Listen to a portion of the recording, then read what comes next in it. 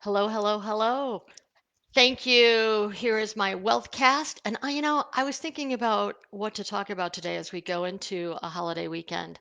And what came to my mind, believe it or not, was fraud prevention.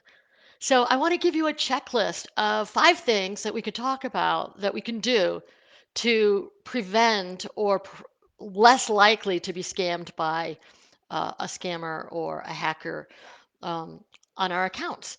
So, it's interesting. When I was in New York visiting my mom, next to her phone was a whistle.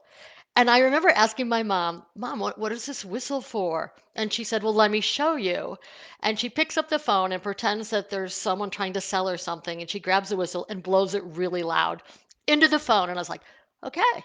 Wow. Ooh, wow. That's a really good strategy, Mom. And I'll never forget, as it relates to elders, they are more likely to be scammed. And how do we protect our parents from scammers, not to mention ourselves? So let's talk about it.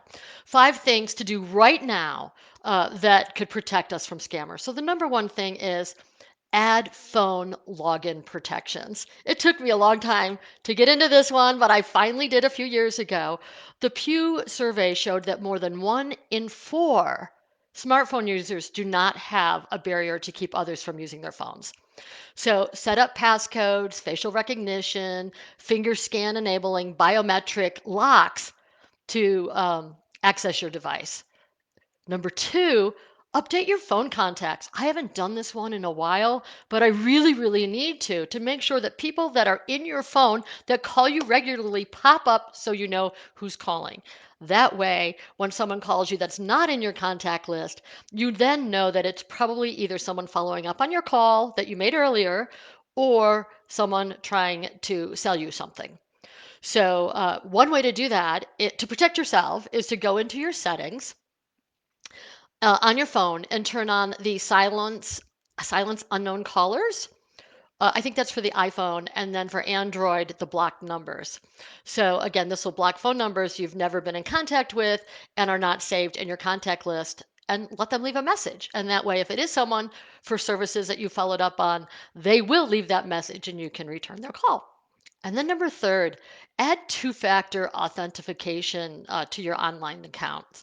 I can't begin to tell you. I hated this. I think about 5 years ago, we started to see more and more of this. And I so resisted my team and my staff to do this. And we did it. It was forced upon me. And I'm so grateful that it was, because with two-factor authentication on your online accounts, banks and credit card companies are doing it. And you're going to see more and more and more of this. So, in addition to your password, you enter a code to send to your phone or your email address to then be able to get to your information. So, this just makes it harder for hackers to gain access to your stuff. And then, number four, I'm not as good at this one, and I really need to be, is to clean your wallet. When you're going out for the day, you don't need all those credit cards. I remember when I was a kid, I used to love having all my credit cards in my 20s, like, yeah, right. But all you need is your driver's license and your debit card and your bus or train or subway pass.